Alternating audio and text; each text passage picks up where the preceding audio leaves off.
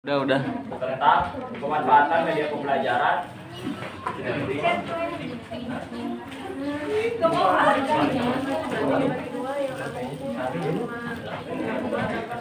Itu deh pertama. Tentang pemanfaatan media pembelajaran. Misalnya. Belah dia ini.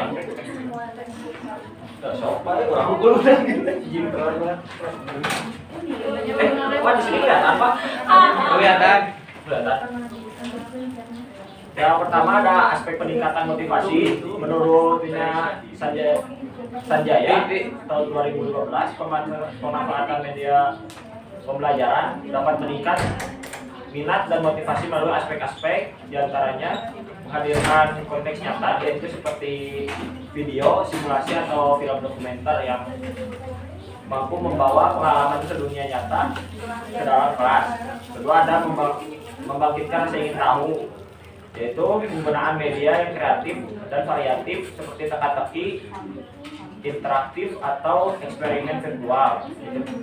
Tiga, ada membuat materi lebih menarik dan menantang, misalnya media dengan desain visual yang menarik serta interaktif. Yang keempat, ada menyajikan informasi dengan berbagai cara, yaitu setiap siswa memiliki gaya belajar yang berbeda. Media pembelajaran yang beragam seperti visual, audio, dan audiovisual dapat menyesuaikan kebutuhan tersebut. Contohnya, siswa yang gaya belajarnya itu lebih mudah untuk visual. Terus ada juga siswa yang lebih dengan auditori, yang lebih tertarik dengan podcast atau diskusi audio. Secara keseluruhan, pemanfaatan media pembelajaran yang tepat berperan penting dalam menciptakan suasana belajar yang dinamis dan berpusat pada siswa. Media bukan hanya berfungsi sebagai alat bantu, tetapi juga sebagai katalisator yang menumbuhkan minat serta motivasi belajar yang berkelanjutan. Selanjutnya akan dibacakan oleh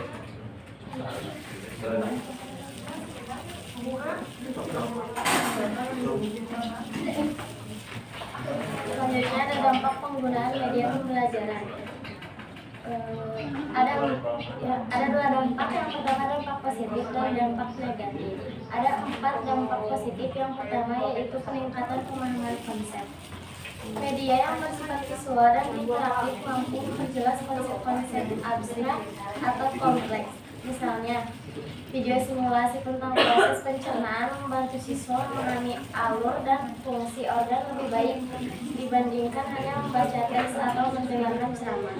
Pemahaman yang lebih mendalam ini berdampak langsung pada peningkatan hasil belajar. Yang kedua, meningkatkan daya ingat atau retensi. Informasi yang disampaikan melalui media menarik dan beragam lebih mudah diingat.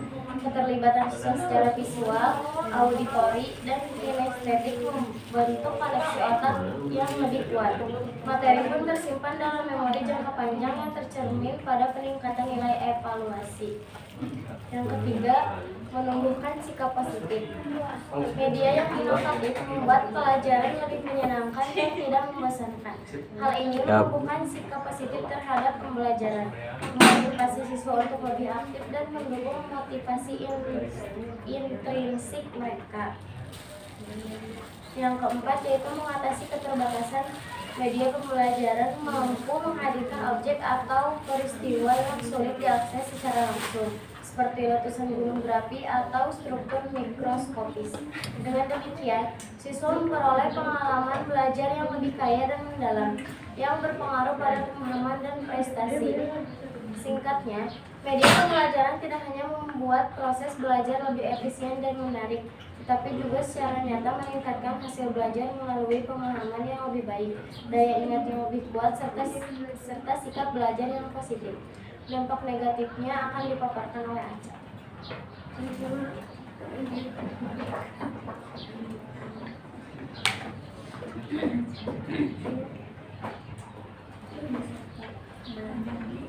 Dampak negatif dibagi menjadi 4. Yang pertama, distraksi dan penurunan produktivitas, yaitu penggunaan berlebihan mengganggu fokus dan konsentrasi. Waktu belajar terbuang hanya untuk scrolling.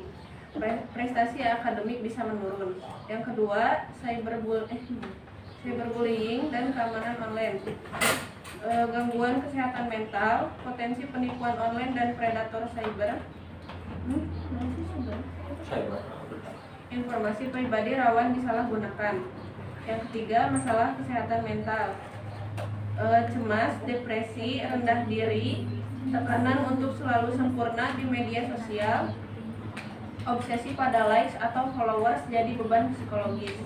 Yang keempat, ketergantungan dan pola hidup tidak sehat, yaitu penggunaan berlebihan memicu kecanduan, waktu tidur berkurang, kelelahan dan menurunkan konsentrasi, pola hidup tidak seimbang antara belajar dan hiburan. Selanjutnya akan dijelaskan oleh Siti. Oke, di sini ada jenis-jenis media pembelajaran yang paling efektif. Yang pertama di sini ada karakteristik media efektif seperti media audiovisual. Terus di sini ada media interaktif. Yang kedua ada kombinasi antara media. Yang ketiga ada faktor penentu efektivitas media seperti tujuan pembelajaran, karakteristik peserta didik, dan juga kesesuaian dengan materi.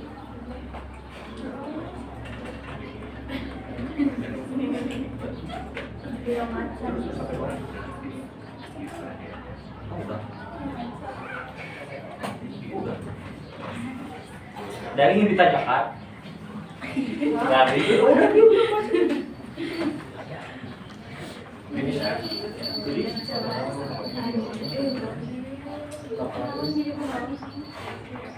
adanya berarti ya itu punya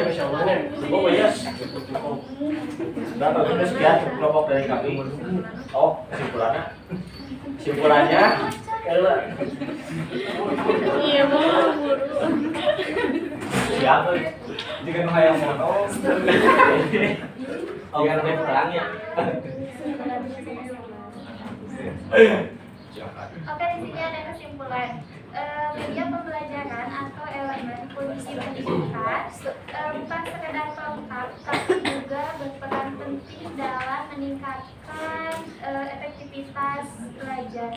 Dampak utamanya yaitu meningkatkan motivasi dan minat belajar yang seperti suasana kelas lebih indah dan siswa antusias dan juga siswa itu aktif.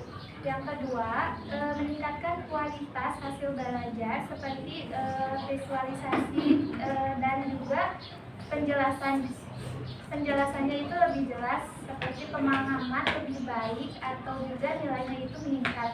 Yang ketiga, mengembangkan keterampilan abad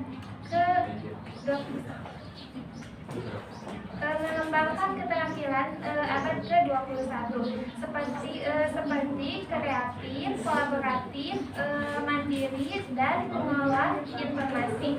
Yang keempat, ada mengatasi keterbatasan seperti menghadirkan realitas yang abstrak atau jauh, atau pengalaman belajar lebih berkadar. Sekian dari kami. Wabillahi taufiq wal hidayah. Assalamualaikum warahmatullahi wabarakatuh. Waalaikumsalam.